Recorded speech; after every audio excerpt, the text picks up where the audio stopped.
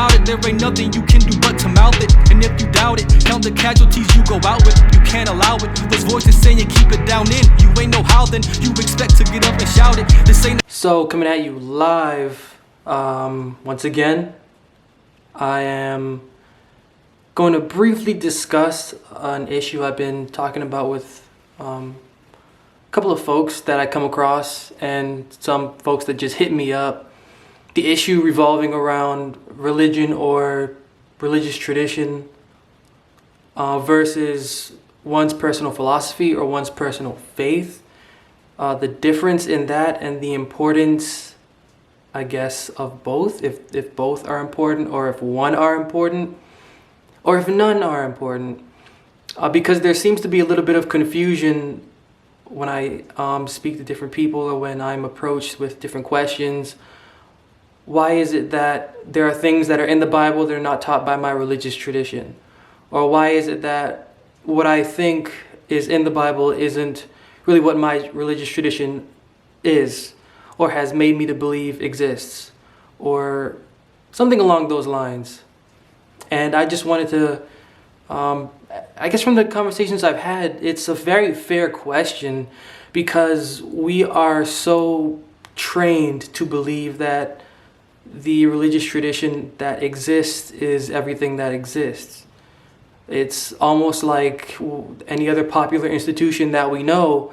We believe that that's the only popular institution and the only philosophy of that institution that exists and that should exist until one day we discover, oh wow, there's minor leagues, not just major leagues. Or there's people from the past that have done things that have been revolutionary, but we've just never heard of them because they have not, fit the criteria of what might be suitable for gatekeepers of media or information. And so when we're coming up, we think that our religious tradition is everything that exists. And sometimes what we believe from the religious tradition doesn't really make sense because there's really no logic to it. And that's sort of the point of the religious tradition. There's really not supposed to be a logic to it. It's supposed to be a traditional belief that you hold dearly with everything in you, I guess, without needing any sort of fact for doing so. And that's the difference between the religious tradition that we're brought up with and that we're supposed to be inculcated into, and the personal faith, the personal philosophy that we're supposed to individually have, which is something that the Bible actually teaches we need. The development of our personal spiritual intellect above the routine of a religious philosophy. Because the entire point of what the Bible is getting at is be renewed in the spirit of your mind, as Paul says in Ephesians. Or in John 3 verse 6, that which is born of the Spirit is spirit. Spirit translates easily to mind. Spirit is mind.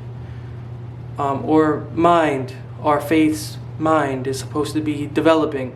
It's not supposed to be sitting still and continuing to allow a religious tradition to predict the experience for us. We're not supposed to have a predicted experience. And that's the difference. Being human beings, every single day we go through different things that are not predicted.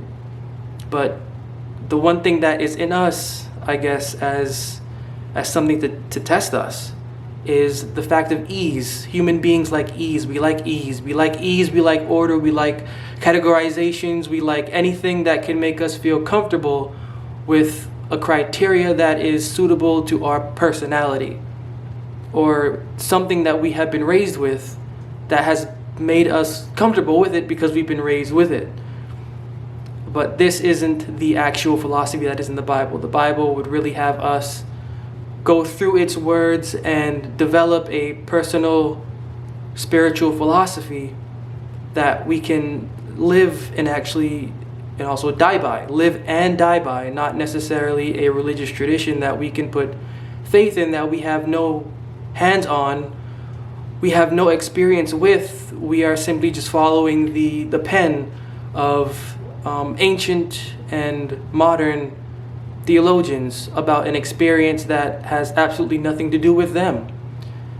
and has everything to do with us. So it either comes down to us wanting to follow a script or wanting to write the script. Life is a canvas, right? So every single day we do whatever we do, and we're supposed to be painting that canvas according to the person that we are, the person that we want to be, the person we envision. Religious tradition, in a sense, puts down the paintbrush and just leaves the canvas already painted, and we just simply have to accept what that painting is. But that's not how life should be. The difference is growing and developing your mental and spiritual being, and doing so for the condition that you have inwardly. As human beings, we need to grow. As human beings, we need to experience. As human beings, we need to take the lessons that we learn internally and then carry it outwardly to somebody else that actually is suffering with what we know we've suffered with. So that's the main difference. The main difference is, instead of us following what is handwritten or what has been prescribed or what we believe to be authentic because it's backed by theologians and individuals with degrees, it's, in a sense, becoming the philosophy your own self. Becoming the philosophy to have created within you a version of that philosophy so that you can mirror it and live by it to the eyes of whoever sees you.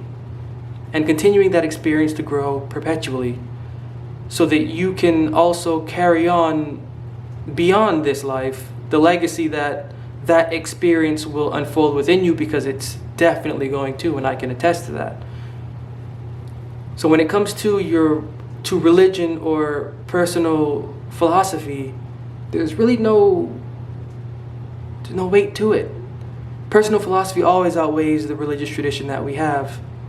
There's always going to be a set routine, and no matter what kind of venue we toss ourselves into, whether we're going into sports or whether we're going into cooking, whether we're going into religion, whether we're going into philosophy, whether we're going into science, whether we're going into history, whether we're going into ecology, there's always categories, and there's always going to be something set that's popular and that's traditional, which isn't necessarily factual. The other weight that balances that out is our own personal experience, because this is all we really have. We don't really have time to waste anymore with the philosophies or the opinions of others. We have to start knowing us. And this is what the Bible's philosophy is getting at. The words that it allows us to place into a practice lets us know us. And by knowing what's going on inside of us, we're actually going to learn that we did not create anything that has to do with us. And that can take the experience way out to a very, very, very, very beautiful plane of existence. And that's the point. The point is beauty. The point is beauty. The point is creation. The point is knowing who you are through knowing who you are not. The point is accepting who you are not for who you are. This is what developing your personal spiritual philosophy can do, by learning of improving the words that are in the Bible. And this is what your religion or your religious tradition and the different theories attached to that cannot do for you.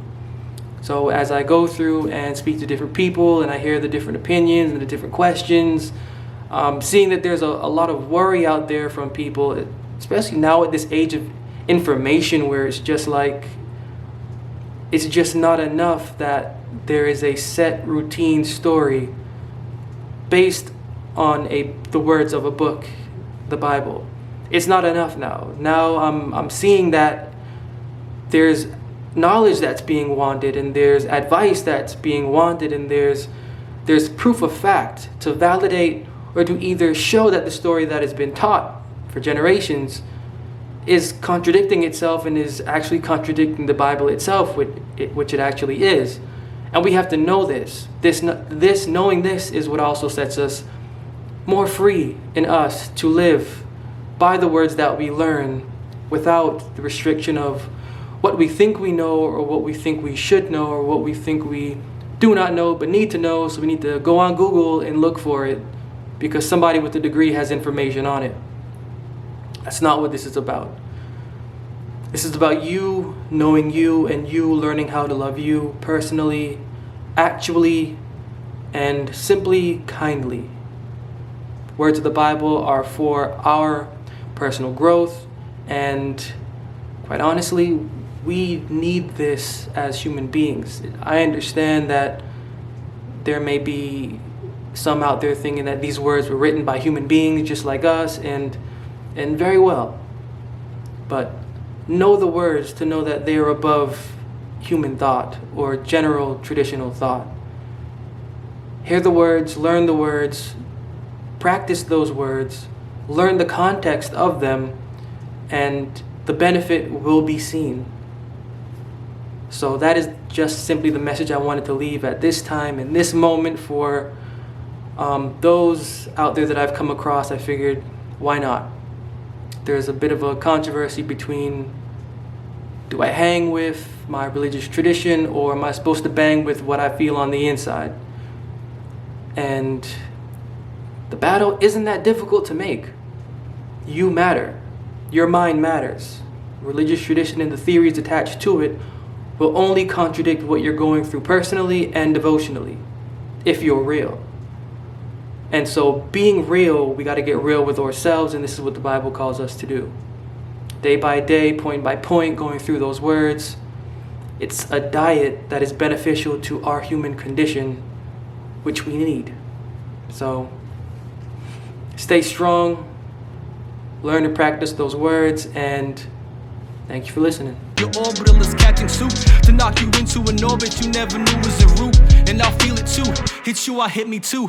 Think about it, there ain't nothing you can do but to mouth it. And if you doubt it, count the casualties you go out with. You can't allow it. Those voices saying you keep it down in. You ain't know how, then you expect to get up and shout it. This